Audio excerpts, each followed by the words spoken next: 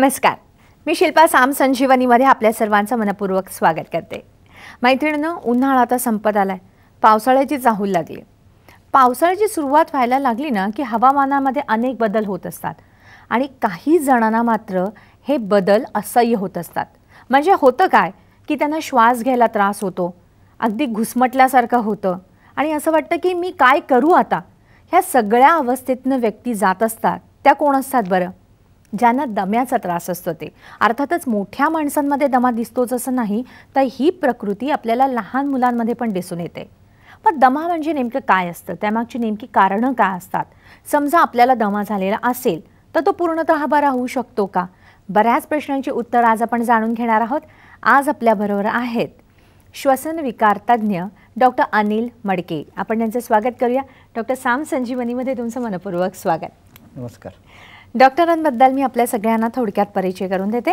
Doctor Anil मडके हे पश्चिम महाराष्ट्रातील एक यशस्वी श्वसन विकार तज्ञ असून गेली 20 वर्ष ते हा पेशा सांभाळत आहे। त्यांचे श्वास लाईफलाईन सेंटर हे आधुनिक उपकरणांनी सुसज्ज असे हॉस्पिटल आहे। दमा, COPD, श्वसनाचे विविध प्रकारचे क्षयरोग, ॲलर्जीचे विकार या विषयात डॉक्टर अनिल मडके यांचे विशेष प्रावीण्य आहे। एक यशस्वी श्वसन विकार तज्ञ म्हणून काम करत असताना डॉक्टर मडके यांनी गेले 18 वर्षापासून जनस्वास्थ्य नावाची आरोग्य चळवळ चालवलेली आहे। आणि तुमच्या लक्षात आलंच असेल की आजचा आपला विषय आहे तो दमा आणि श्वसनाचे विकार। याबद्दल तुमच्या मनात जर काही प्रश्न असतील तर तुम्ही नक्कीच डॉक्टरांना विचारा। आपला फोन नंबर लिहून घ्या। आपला फोन नंबर असा आहे 6684333333। मुंबई बाहेरील सगळ्या प्रेक्षकांनी 022 हा STD कोड लावायचा आहे। चला तर कार्यक्रमात सुरुवात करूया। डॉक्टर, खरं तर जसं मी म्हटलं की पावसाळा सुरू होणार असतो ना तेव्हा बऱ्याच जणांना त्रास होत असतो। तर आपण नेहमी ऐकतो की हा त्याला दम्याचा त्रास आहे, पण हा दमा म्हणजे नेमकं काय असतं? दमा हा एक श्वास विकार आहे। म्हणजे आपण जगतो, जगण्यासाठी आपल्याला ऑक्सिजन लागतो, प्राणवायू लागतो आणि हा प्राणवायू आपण हवेतून घेतो। नाकातून हा प्राणवायू म्हणजे हवा आपल्या फुफ्फुसांमध्ये जाते आणि हा प्राणवायू किंवा हवा फुफ्फुसात न्यायचं काम आपल्या श्वासवाहिन्या करत असतात। दम्याचा रुग्ण म्हणजे काय? दम्याच्या रुग्णांमध्ये काही कारणांमुळे, ती कारणं आपण नंतर बघणार आहोत, या कारणांमुळे ह्या श्वासवाहिन्या, श्वासनलिका अरुंद होतात, बारीक होतात आणि रुग्णाला श्वास आत घ्यायला आणि बाहेर सोडायला त्रास होतो।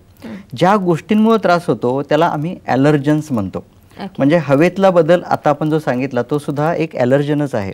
आणि या अरुंद झालेल्या, लहान झालेल्या श्वासवाहिन्यातून श्वास आत घ्यायला बाहेर सोडायला त्रास होतो, तसाच त्यातून आवाज येतो, सुई सुई। या अवस्थेला आम्ही दमा असं म्हणतो। म्हणजे दमा हा एक प्रवृत्ती असं म्हणायला हरकत नाही, तो आजार असं म्हणून त्याकडे घाबरून न पाहता ती एक प्रवृत्ती आहे। त्या प्रवृत्तीवर विजय कसा मिळवायचा ते आपण बघूया।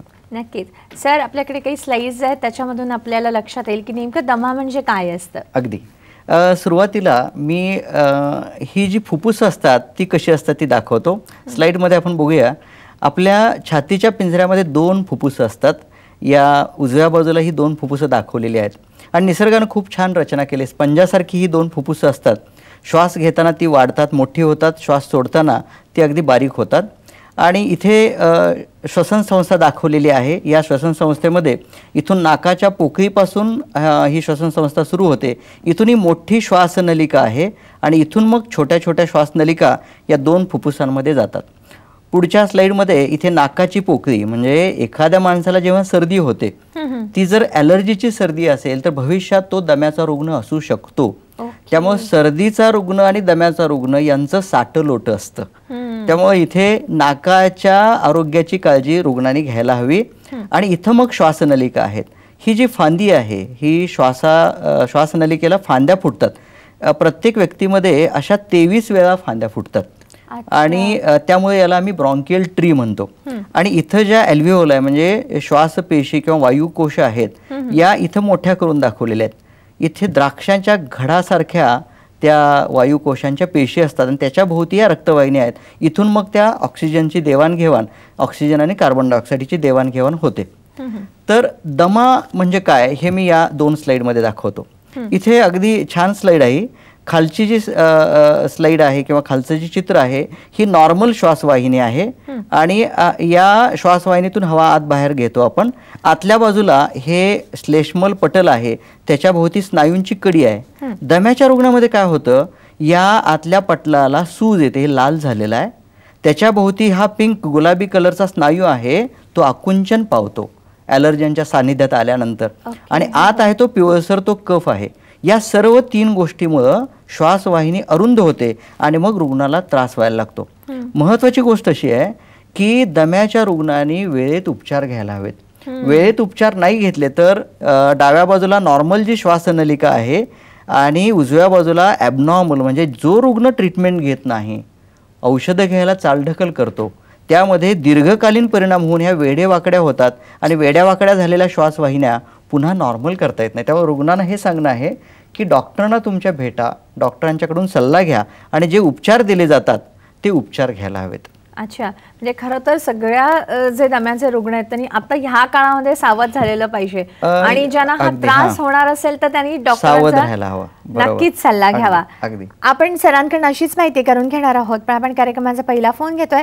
गायत्री आपल्याशी बोलतात दादरहून. हॅलो, नमस्कार. हॅलो, नमस्कार. नमस्कार. नमस्कार डॉक्टर, मला असं विचारायचं की जर दम्याचे 2 प्रकार आपण म्हणू शकतो का, सुका आणि ओला दमा, तर या दोन्हीचा जो प्रादुर्भाव जास्त प्रमाण सुक किंवा ओला हे दोन्हीचं प्रमाण कोणत्या ऋतूत किंवा हवामानात जास्त होतं आणि हा पूर्णतः बरा होऊ शकतो का? आणि दुसरं गोष्ट असं की ह्याच्यात माणूस खंगत जातो असं म्हणतात. म्हणजे थोडंसं मी माझ्या वडिलांच्या बाबतीत अनुभवलंय, त्यालाही खूप वर्ष झाली, पण पूर्णतः बरा होत नाही असं म्हणतात. तर याबाबत मार्गदर्शन करा. धन्यवाद. ठीक आहे. पहिलाच प्रश्न खूप चांगला प्रश्न आहे. तुमचे 2 प्रश्न होते, त्याच्यामधल्या पहिल्या प्रश्नाचं मी आधी उत्तर देतो. सुका आणि ओला असे 2 प्रकार करता येतील का? अगदी बरोबर, करता येतील. पण दम्याचे खूप अधिक असे प्रकार आहेत. म्हणजे औषधामुळे होणारा दमा, व्यायामामुळे उद्भवणारा दमा, मानसिक ताणतणावामुळे येणारा दमा, असे दम्याचे अनेक प्रकार सांगता येतील. पण ओला आणि सुका म्हणजे काय, ज्या रुग्णांमध्ये कफ तयार होतो, खूप स्त्राव निर्माण होतात श्वासवाहिन्यांमध्ये, त्याला आम्ही ओला दमा असं म्हणू शकतो. आणि सुका म्हणजे कफाशिवाय केवळ श्वासवाहिन्या अरुंद झाल्यात आणि रुग्णाला श्वास घ्यायला सोडायला त्रास होतो. खरं तर ज्या व्यक्तीला जंतू संसर्ग होतो, मग कुठल्याही प्रकारच्या व्यक्तीला हा संसर्ग होतो, त्या व्यक्तींमध्ये हा कफ तयार होऊन तो पातळ होतो. बऱ्याचदा हा कफ पडायला त्रास होतो रुग्णांना, तर याला आपण ओला दमा म्हणू शकतो. आणि हे रुग्ण विशेषतः पावसाळ्यात किंवा हिवाळ्यापर्यंतच्या कालावधीमध्ये, मान्सूनमध्ये हे रुग्ण जास्त प्रमाणात आढळतात.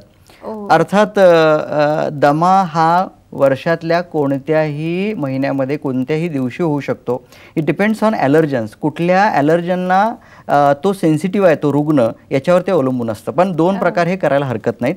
दुसरा प्रश्न तुम्ही जो विचारलात तो म्हणजे तुमच्या बाबांना फंगल इन्फेक्शन झालं होतं.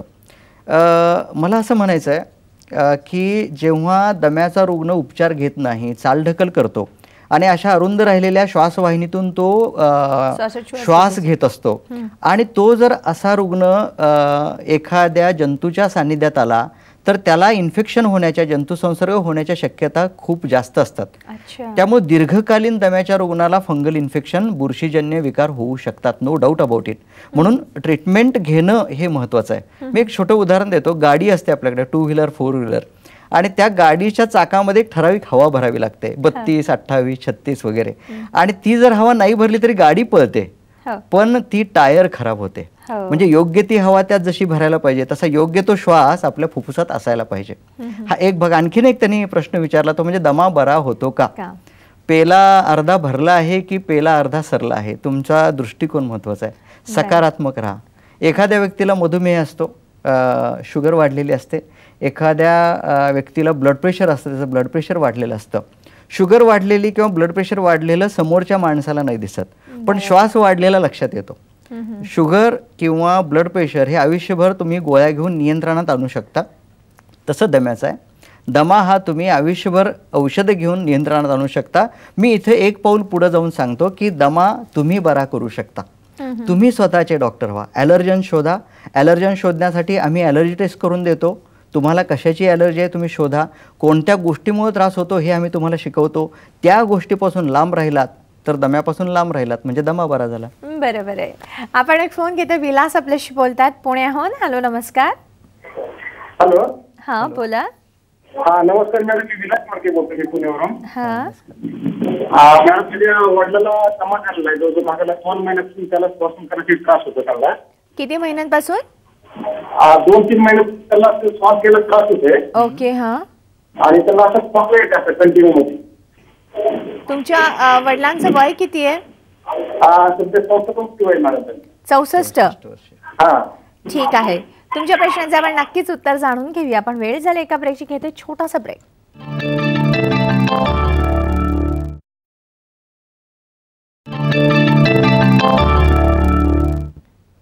ब्रेकनंतर पुन्हा एकदा आपल्या सर्वांचं मनपूर्वक स्वागत. आज आपण माहिती करून घेतोय ती दमा आणि श्वसनाचे विकार याबद्दल. यावर आज आपल्याला मार्गदर्शन करत आहेत डॉक्टर अनिल मडके. तुमच्या मनामध्ये जे जे प्रश्न असतील तुम्ही नक्कीच विचारा. पण आता जो विलास यांनी प्रश्न विचारला होता त्या प्रश्नाचं आपण उत्तर जाणून घेऊया. डॉक्टरांच्या वडिलांचं वय त्यांनी 64 सांगितलंय. 2-3 महिन्यापासून त्यांना खूप श्वासाचा त्रास होतोय, म्हणजे त्यांना दम लागतो असं त्यांचं म्हणणं आहे. तर काय असू शकेल? खरं तर ही माहिती थोडीशी अपुरी आहे, पण आपण उत्तर देऊ.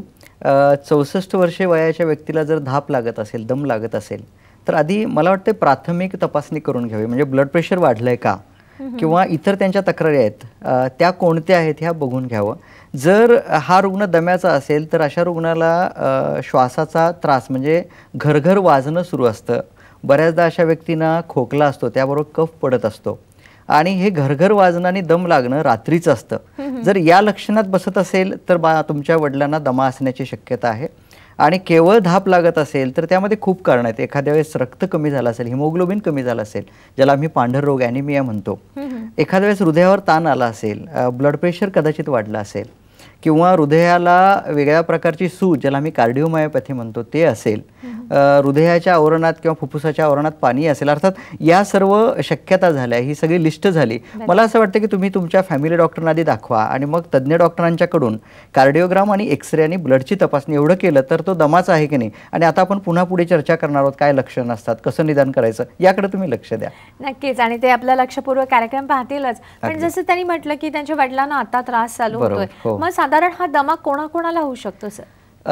दमा हा खरं तर सर्व धर्म समभावी आहे. कोणालाही होतो, कुठल्याही धर्माच्या कुठल्याही जातीच्या व्यक्तीला होतो.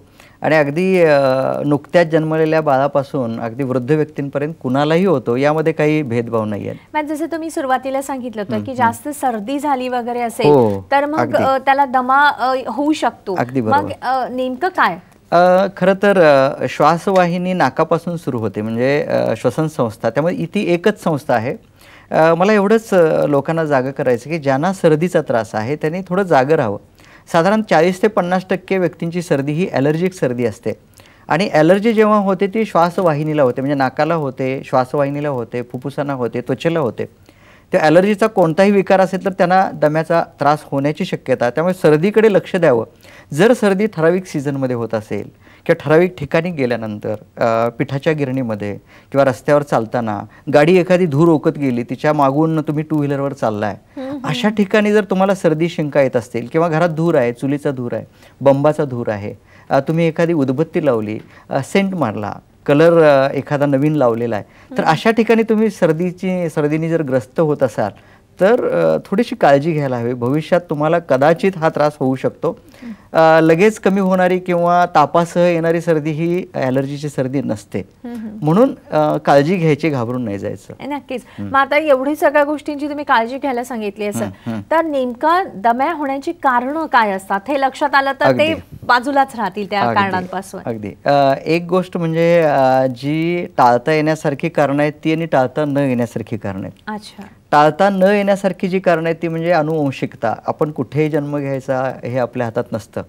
तेव्हा समजा आपल्या आईबाबांपैकी कुणाला तरी एकट्याला किंवा आजी आजोबा, मामा मामी यांच्यापैकी कुणाला दमा असेल तर आपल्याला होण्याची शक्यता थोडीशी वाढते, एवढीच. म्हणजे अनुवंशिकता हा एक फॅक्टर. आणि दुसरे फॅक्टर्स आहेत ते ॲलर्जन्स. मगाशी मी सांगितलं त्याप्रमाणे वातावरणातील वेगवेगळे घटक आपल्याला दमा होण्यास कारणीभूत ठरतात. मी थोड्या स्लाइड्स दाखवतो. आपण ह्या स्लाइड्समध्ये बघू की कोणकोणत्या कारणामुळे दमा येऊ शकतो. आणि ही गंमत म्हणजे ही जी कारणं आहेत ही कारणं तात्कालीन कारणं. दमा होणार की नाही एखाद्या व्यक्तीमध्ये संवेदनशीलता असते की नाही ठरतं आणि हे फॅक्टर्स आले किंवा त्यावेळी दम्याचा अटॅक येतो. म्हणजे जसं की बंदुकीची गोळी भरलेली असते बंदुकीमध्ये, ट्रिगर ओढला चाप ओढला की गोळी निसटते, हे ट्रिगर्स आहेत. हां, जेव्हा हे ट्रिगर्स येतील तेव्हा दम्याचा अटॅक येतो. इथे पोलन ग्रेन्स म्हणजे परागकण आहेत, घरातले डस्ट माइट्स म्हणजे धुळीत असणारे माइट्स, त्यामुळे इंडोर पोल्युशन महत्त्वाचं आहे. हा डर्मॅटोफॅगॉइड टेरोनिसायनस नावाचा जंतू त्वचा खाऊन जगतो, तो आपली त्वचा. त्यामुळे खूप दिवस न धुतलेल्या चादरी किंवा ब्लँकेट्स त्याच्यावरती अगदी बरोबर. त्यामुळे त्या बेडशीट चादरी स्वच्छ धुवून घ्याव्यात आणि गादीला जर बोंड असतील कापसाचे, त्यात धूळ साचत असेल तर त्यामध्ये रेक्झिनचा कव्हर आधी वापरून मग त्यावर बेडशीट वापरावी. फंगाय किंवा बुरशी, घरातले पेट ॲनिमल्स, हवेतला धूर, हवेतली धूळ, चुलीचा धूर, प्रदूषणातला धूर, लहान मुलं जी खेळणी घेतात टेडी बेअर, त्यातून सुद्धा धूळ साचलेली असते, त्याचा त्रास होतो. काही वेळा आपल्याला वेगवेगळ्या इतर गोष्टींचाही त्रास होतो. यामध्ये सिगारेट स्मोकिंग, जी व्यक्ती स्मोकिंग करते तिला तर त्रास होतोच, पण पॅसिव्ह स्मोकिंगमुळे घरातल्या व्यक्तींना, घरातल्या मुलांनाही त्रास होऊ शकतो. त्यानंतर मानसिक ताणतणाव हा एक दम्याचा महत्त्वाचा कारणीभूत घटक आहे, तोही लक्षात घ्यायला हवा. फटाक्यांचा धूर मी सांगितलं, पण हवेतलं जे वातावरणातलं जे आर्द्रता जी असते किंवा वातावरणातली दमट हवा जी असते, त्या दमट हवेमुळे सुद्धा त्रास होतो. त्यामुळे ऋतू बदलताना मुलांना किंवा कुणालाही त्रास होऊ शकतो. नवीन रंग, स्प्रे, परफ्युम्स याचाही त्रास बऱ्याच जणांना होतो. आणि अर्थातच डस्टमध्ये काम करणाऱ्या व्यक्ती, सॉमिलमध्ये किंवा जिथून काही धूर निघतात, पोल्युशन तयार होतं, अशा ठिकाणी काम करणाऱ्या व्यक्तींना सुद्धा दम्याचा त्रास होऊ शकतो. मला वाटतं ही कारणं आपल्याला एक लिस्ट म्हणून सांगता येईल. नक्कीच, म्हणजे बऱ्याच जणांना ह्या गोष्टींची जर त्यांनी लक्षात घेतला की ह्या कारणांमुळे जर आपल्याला दमा होत असेल आणि ह्या कारणांपासून थोडाफार दूर राहायचा प्रयत्न केला तर त्यांना होणारा त्रास हा नक्कीच कमी असतो. आपण एक फोन घेतोय, राजेंद्र आपल्याशी बोलतायत पुण्याहून. हॅलो, नमस्कार. नमस्कार. नमस्कार. नमस्कार. नमस्कार सर, माझ्या आजीला दमा होता, त्याच्यानंतर माझ्या आईला पण त्याच्यातले काही गुण जाणवतात. ओके. हा.